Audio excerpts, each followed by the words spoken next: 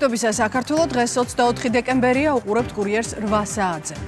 სავარაუდოდ დღეს გადაწყვეტ სასამართლო სუსის ყოფილი ხელმძღვანელისთვის აღკვეთის ღონისძიების საკითხს. გრიგოლ ლილუაშვილს ქრთამის აღებაში დანაშაულებენ.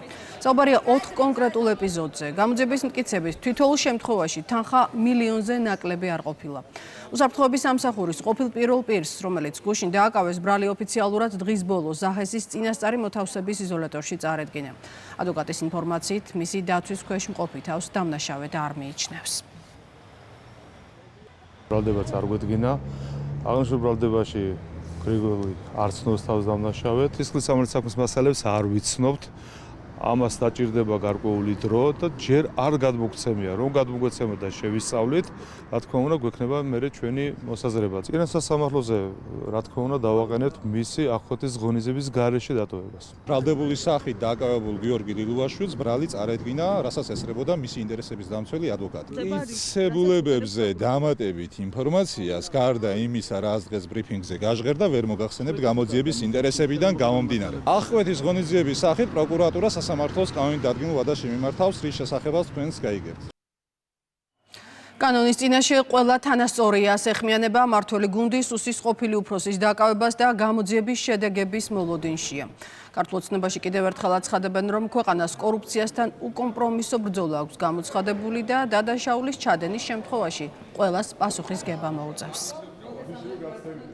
როცა ბატონი ბიძინა ივანიშვილი ჩვენი პარტიის საპატიო თავმჯდომარე დაბრუნდა პოლიტიკაში ხელმეორედ და როცა ხვდებოდა რა თქმა უნდა ჩვენი პარტიის წარმომადგენლებს, მან ძალიან ხმამაღლა განაცხადა, რომ ის იწყებდა ბრძოლას კორუფციის წინააღმდეგ, მიუხედავად იმისა, ის იქნებოდა ჩვენი გუნდის წევრი თუ არ იქნებოდა. რა თქმა უნდა, ყველა თანამდებობის პირმა უნდა აგოს პასუხი, რადგან ბიუჯეტის თანხები, რომელიც უნდა მოხმარდეს აუცილებლად საქართველოს მოსახლეობას, არავითარ შემთხვევაში არ შეიძლება იგი იყოს გამოყენებული პირადი ინტერესებისათვის. ეს არის იმ პოლიტიკის შემადგენელი ნაწილი, რომ კორუფცია მინიმუმამდე იყოს დაყვანილი საქართველოში და ეს ბრძოლა გაგრძელდება, ეს ბრძოლა იქნება მუდმივი და რა თქმა უნდა ეს არ იქნება კამპანიური.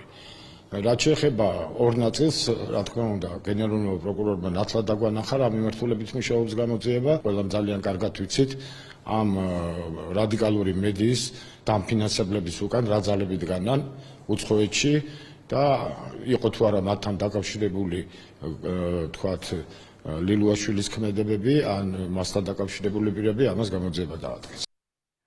გიგა ავალიანის სისხლის სამართლის საქმის ირგვლივ განვითარებულ მოვლენებთან დაკავშირებით განცხადებას ავრცელებს პროკურატურა. უწყება გამოთქვამს მზადყოფნას ნებისმიერ დროს შეხვდეს დაზარალებულ მხარეს და დეტალურად განუმარტოს თითოეული საგამოძიებო მოქმედებისა და დაკავებული პირების ქმედების სამართლებრივი კვალიფიკაციის მინიჭების შესახებ, ასევე მტკიცებულებებისა და სამართლებრივი საფუძვლების არსებობისას მოახდინოს სხვა პირთა სისხლის სამართლებრივ პასუხისგებაში მიცემა. განცხადებაში ასევე განმარტებულია რამდენიმე ეპიზოდი, მათ შორის უწყების უარი ოჯახის ადვოკატის მოთხოვნაზე გადაეცათ მისთვის საქმის მასალების ასლები და ამის მიზეზად არასრულწლოვანთა მართლმსაჯულების კოდექსის გათვალისწინებით გამოძიების გახმაურების საშიშროება დასახელდა. თუმცა აქვე აღნიშნულია, რომ ავალიანის ოჯახის შესაბამისი თხოვნა საქალაქო სასამართლომ დააკმაყოფილა და რადგან სისხლის სამართლის საქმეში ფიგურირებენ არასრულწლოვნები, მოითხოვა დაზარალებულის უფლებამონაცვლეს დაეწერა ხელწერილი გაუთქმელობის შესახებ, რაზეც ამ დრომდე რეაგირება და უკავშირი სასამართლოსთან არ მომხდარა.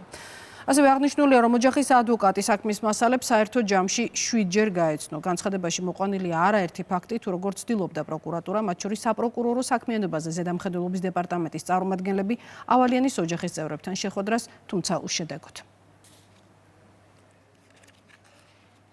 შეერთებული შტატები ქვეყანაში შესვლას უკრძალავს გლობალური ცენზურულ ინდუსტრიული კომპლექსის 5 აგენტს, მათგან ერთ-ერთი ყოფილი ევროკომისარია. ინფორმაციას ამერიკის სახელმწიფო მდივანი ავრცელებს. მარკო რუბიო სოციალურ ქსელში წერს, რომ ახალი ადმინისტრაციის წარმომადგენლები მზად არიან გააფართოვონ ეს სია, თუ სხვა უცხოელი აქტორები კურსს არ შეიცვლიან. მისი განცხადებით, ვიზების გაუქმებასთან დაკავშირებული შეზღუდვები შესაძლოა გავრცელდეს ამ პირების ოჯახის გარკვეულ წევრებზეც. აკრძალულია ბრიუსელში საინფორმაციო პორტალ ევროაქტივის მთავარი რედაქტორი ევროკომისიას მძიმე ბრალდებებს უყენებს. მეთიუ კარნიჩნიგი აღწერს თუ როგორ არასწრებენ აღნიშნული მედიის წარმომადგენლებს კომისიის დახურულ ბრიფინგებს ბრიუსელის შესახებ კრიტიკული რეპორტაჟების მომზადების შემდეგ. ევროპაში დამოუკიდებელი ჟურნალისტიკა ამჟამად მტრების სიაშია, წერს კარნიჩნიგი და რედაქტორის განმარტებით ევროკავშირში პოლიტიკური ინსტიტუტები, ლობისტები და სახელმწიფო აქტორები მედიაზე სულ უფრო დიდ გავლენას ახდენენ. იუსტიციის სამინისტროს პრიორიტეტები და საქმიანობის ძირითადი სფეროები გააცნეს უწყების წარმომადგენლებმა იაპონიის საქართველოს საპარლამენტო მეგობრობის ჯგუფს. შეხვედრისას იუსტიციის მინისტრის მოადგილებმა განსაკუთრებული ყურადღება დაუთმეს სერვისების ხელმისაწვდომობის უზრუნველყოფისა და ციფრული მმართველობის დანერგვის მიზნით გატარებულ რეფორმებს. ქართულმა მხარემ გამოხატა მზადყოფნა გაიზიაროს იაპონიის გამოცდილება ტექნოლოგიური ინოვაციების მიმართულებით. იაპონელი სტუმრები ესტუმრნენ თბილისის იუსტიციის სახლის ცენტრალურ ფილიალსაც და სერვისების გაცემის კონცეფციას ადგილზე გაეცნენ. 2025 წლის საუკეთესო სპორტსმენის დაჯილდოების ცერემონია თბილისში გამოვლინდნენ გამარჯვებულები სხვადასხვა ნომინაციაში. ღონისძიების გამართვის მიზეზი მიმდინარე წელს სპორტის არაერთ სახეობაში ქართველი სპორტსმენების განსაკუთრებული წარმატება გახდა. მხოლოდ 2025 წელს მათ მსოფლიოს მასშტაბით 1935 медალი მოიპოვეს, რაც რეკორდული მაჩვენებელია. ცერემონიას შეკრებილებს სიტყვით მიმართეს პრემიერ-მინისტრმა, პრეზიდენტმა, პარლამენტის თავმჯდომარემ, თბილისის მერმა, სპორტის მინისტრმა. მათ სპორტსმენებს მადლობა გადაუხადეს და სამმავლოდ მხარდაჭერას დაპირდნენ.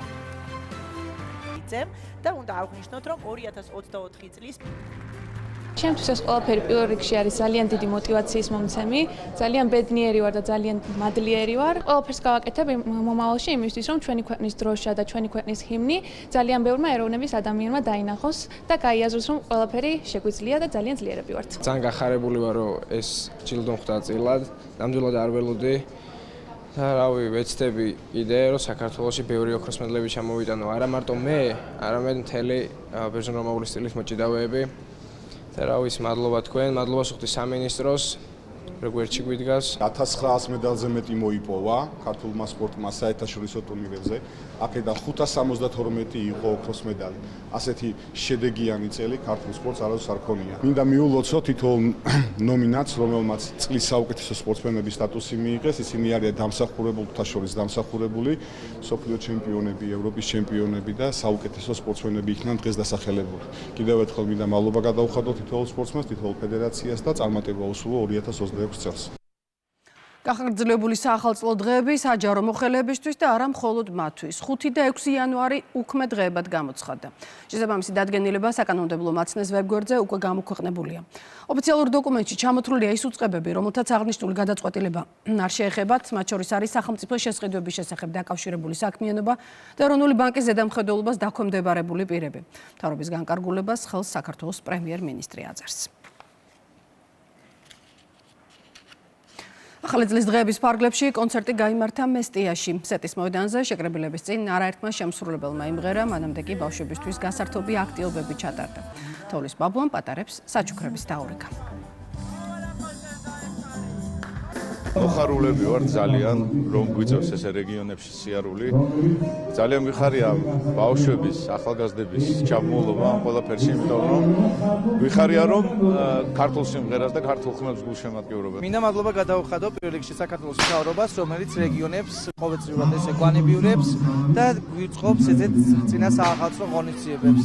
განწყობა არის საზეიმო და მინდა თქვენი ეთერით ვისარგებლო და სრულიად საქართველოს მიულოცო დამდეგი შობა ახალი წელი. ფოთში ქალაქის ცენტრალურ მოედანზე საზეიმო დაინთო მთავარი ნაძვის ხე ღონისძიებას ადგილობრივი მოსახლეობა და ქალაქის სტუმრები დაესწრნენ. მათთვის სადღესასწაულო განწყობის შექმნაზე ადგილობრივმა მუსიკალურმა და ქორეოგრაფიულმა ჯგუფებმა იზრუნეს. ღონისძიება ფერვერკით დასრულდა. ძალიან კარგი განწყობა გვაქვს, ძალიან დიდი ღონისძიება იმართება ფოთში, ძალიან შრეულია, სიფერადეა, ბევრი ხალხია, ბაზრობა არის გამართული, სადაც ბევრი კარგ რაღაცას იძენს ადამიანი. ავანთეთ საახალწლო ნაძვის ხე, ჩვენ ყოველწლიურად როგორც ყველა მიმართულებით ვცდილობთ, რომ ჩვენი ქალაქი უფრო განვითარებული იყოს, ასევე ყოველწლიურად ვცდილობთ, რომ წინა საახალწლო განწყობაც, გაფორმებაც იყოს უკეთესი. და ეს კარგად გამოგდის, ვფიქრობ, მინდა მთელ საქართველოს მიულოცოთ ამდენი შობა ახალი წელი და უსურვო ბედნიერება. ოში საღამოს საზეიმო დაინთო ლანჩხუთის მთავარი ნაძვის ხეთს საახალწლო ღონისძიების ფარგლებში მოეწყო მრავალფეროვანი საბავშვო აქტივობები. პატარებს ტრადიციულად თოვლის ბაბუამ საჩუქრები გადასცა, გაიმართა ადგილობრივი ნაწარმისა და ხელნაკეთი ნივთების გამოფენა გაყიდვა. საღამო კონცერტით გაგრძელდა და ფეერვერკით დასრულდა. ლანჩხუთში საახალწლო დღეების ინიციატორი საქართველოს მთავრობასთან, კულტურის სამინისტროსა და შემოქმედებით საქართველოსთან ერთად ადგილობრივი მერია. საზეიმო დაინთო ქალაქის მთავარი ნაძვის ხე დღევანდელი დღე დატვირთული იყო სხვადასხვა ღონისძიებებით, განსაკუთრებით ბავშვებისთვის მოეწყო სხვადასხვა აქტივობები. თოვლის ბაბუამ დაასაჩუქრა ბავშვები საჩუქრებით. საქართველოს მთავრობის და კულტურის სამინისტროს მხარდაჭერით და მუნიციპალიტეტების ორგანიზებით იმართება სხვადასხვა გასართობი ღონისძიებები. მინდა მიულოცო დამდეგი 2026 წელი ლანჩხუთს, გურიას და მთლიანად საქართველოს. საახალწლო კონცერტი გაიმართა თერჯოლაშიც საინთო ქალაქის მთავარი ნაძვის ხეთს. მუნიციპალიტეტის მერიის შენობის მიმდებარე ტერიტორიაზე მოწყობილ კონცერტში ცნობილი ქართველი მომღერლები, მათ შორის ეკა კახიანი, ნინი ბადურაშვილი, ქრისტინე იმედაძე მონაწილეობდნენ. საახალწლო ღონისძიებები ასევე მოიცავდა საბავშვო აქტივობებსა და ზღაპრის გმირების წარმოდგენებს. ზემის პატარა სტუმრებს საშუალება ჰქონდათ თოვლის ბაბუას შეხვედროდნენ და საჩუქრები მიიღოთ. ეს უკვე ტრადიციად იქცა, რომ მომღერლები ჩამოვიდნენ და ნაძვის სანთამაც უკვე ტრადიციად იქცა. ჩემი აზრით ძალიან კარგი გარემოა, ბავშვებიც ერთობიან, უფროსებიც, პატარებიც და აბსოლუტურად ყველა. ამანთის ქალაქის მთავარი ნაძვის ხე, სადაც ყველა ერთად ვეგებებით მომავალ 2026 წელს მინდა თითოეული თერჯოლის მუნიციპალიტეტის მაცხოვრებლებს უსურვო წარმატებები, უსურვო სიხარული, სიყვარული, გამრავლება. Asta იყო დღეს კურიერის პირველი გამოშვება, მე 9-მდე უნდა დაგემშვიდობოთ.